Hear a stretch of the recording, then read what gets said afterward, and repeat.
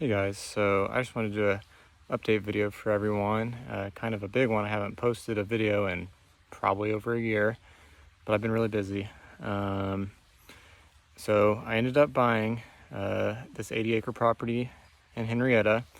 It's been in my family for a while now, and it was kind of a big deal, so I'm super glad to have done that. And since I've done that, I've started doing some updates and some, work on it that I really wasn't comfortable doing without actually owning the property. But one of the biggest things I've done so far, and I've owned it for about 6 months now, is I built a food plot. It is this property. I'll see if I can put up a satellite image. This property is about 20 acres of open field by a road and 60 acres of woods. By the road is not really the best place for a food plot for a couple of reasons. One being people driving by, looking in the fields for deer and stuff. I've hunted out there before and seen it numerous times. So I wanted to actually build something in the woods. I'll put up my satellite view hopefully so you guys can see that, but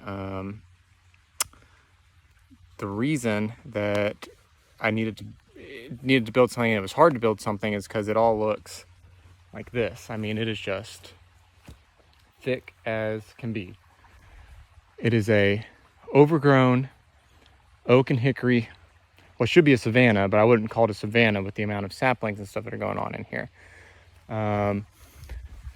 It's just way overcrowded. It is a closed canopy forest with, aside from acorns, which are almost impossible to pattern the deer on, there's no food source here.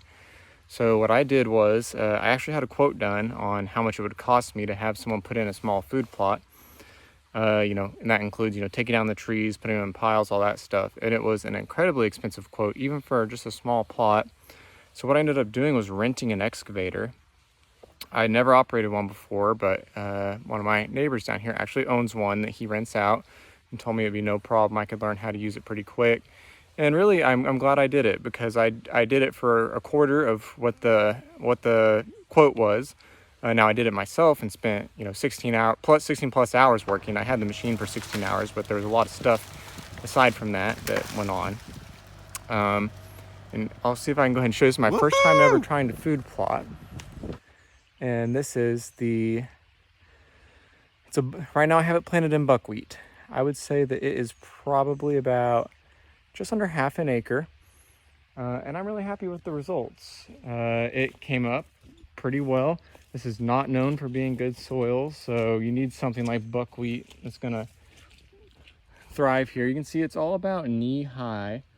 It's done a pretty decent job at keeping the weeds out. However, there's a couple. Tons of pollinators. I've had turkey in here, which around here it's really hard to actually attract turkey and stuff. Some good pictures of deer. They're not eating the buckwheat like crazy, but buckwheat is not really it's more of a cover crop. It's not really something that you feed deer necessarily. However, I do think that deer activity is starting to pick up in here. When I was walking in, I have a pond over there, and I leave the grass behind the pond pretty tall for good cover and bedding, fawning stuff. There was a deer over there, and I get pictures in the plot pretty often. Pigs have not torn it up, which I thought was going to be a big issue. I'll show you a picture I just got today. I've actually had some pictures of young bucks with antlers just sprouting, but I had one of a buck that looks like he's going to be really good, actually. Got that picture, I just checked it today. So that's a pretty exciting thing to see. I'll see if I can find a video kind of, using the excavator and everything, but I just had I believe it was four, my dad, my brother, and two really good friends come out. I would knock it down. Two friends would cut it up into pieces, and my dad and my brother would grab them and start dragging them off into a pile. Then anything that was too big for them to carry, I would just pick up with the thumb on the excavator and put in the pile. I do have a couple piles left, which I don't like building piles by plots because it lets coyotes and stuff potentially make dens, but it's temporary. I'm letting them dry out for a year, and then I'm pretty confident I can get them all burned off next year. But there's a couple spots that didn't fill in the plot very well. I don't know if, like that right there. There's a couple that didn't fill in very well, but I'm considering this a learning experience for sure. It's been out for a while now, the buckwheat has. It's been a really wet spring and early summer here in Oklahoma, so definitely no shortage of water. I actually think that maybe some of it maybe wiped out some of the seed off of some places where the water was just rushing, maybe accounting for some of the bald spots. But here in a couple weeks, I'm hoping to come back and toss a little more seed in. I'm wanting to let all of these flowers go to seed because I don't see the harm in letting this seed and just having to use less seed that I purchased.